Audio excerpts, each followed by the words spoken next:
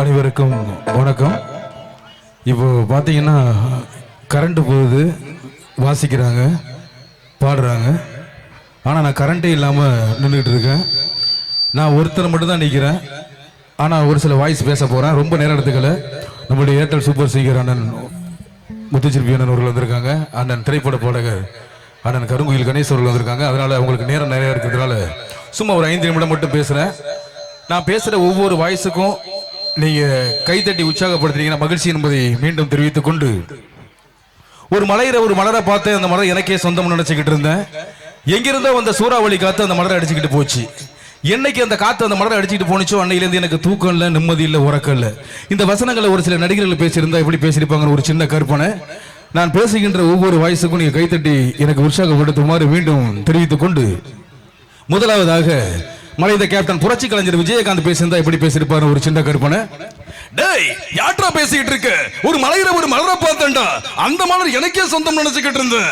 எங்கிருந்த வந்த சூறாவளி காத்து அந்த மலரை அடிச்சுக்கிட்டு போச்சு. என்னைக்கு அந்த காத்து அந்த மலரை அடிச்சுக்கிட்டு போனுச்சோ அன்னையில இருந்து எனக்கு தூக்கம் இல்ல, நிம்மதி இல்ல, உறக்கம் இல்லடா. என்னைக்கா இருந்தாலும் அந்த காத்தை பிடிக்காம விட மாட்டேன், அந்த மலரை எடுக்காம விட மாட்டேன். நன்றி. உங்களுடைய கைத்தட்டல் மட்டும்தான் எனக்கு சிறப்பு என்பதை நன்றி மீண்டும் தெரிவித்துக் கொண்டு, இதையே அகில உலக சூப்பர் ஸ்டார் ரஜினிகாந்த் பேசியிருந்தா அப்படி பேசியிருப்பார், சூப்பர் ஸ்டார் பேசியிருந்தா அப்படி பேசியிருப்பார் ஒரு சின்ன கற்பனை. கண்ணா வணக்கம். ஆட்டை ரெண்டு சோதிப்பா, கையில் போட்டா கெட்டு நிறைய கொடுப்பா, கைவிட்டுருவா. இதோ பாரு கண்ணா, ஒரு மலரை பார்த்து அந்த மலை எனக்கே சொந்தம் முடிச்சுக்கிட்டு இருந்தா எங்கிருந்தோ அந்த சூறாவளி காத்து அந்த மலர் அடிச்சுக்கிட்டு போச்சு. என்னைக்கு அந்த காத்து அந்த மலர் அடிச்சுட்டு போனிச்சோ அடையில எனக்கு தூக்கம் இல்லை, நிம்மதி இல்லை, உறக்கல. கண்ணா, என்னைக்கு இருந்தாலும் அந்த காத்தை பிடிக்காம விட மாட்டேன், அந்த மலர் எடுக்க. நன்றி. இதையே நடிகர் ஜனகராஜ் பேசியிருந்தா அப்படி பேசியிருப்பார் ஒரு சின்ன கற்பனை. ஒரு மலரை பார்த்தேன், அந்த மலர் எனக்கே சொந்தம் நினைச்சுக்கிட்டு இருந்தேன்.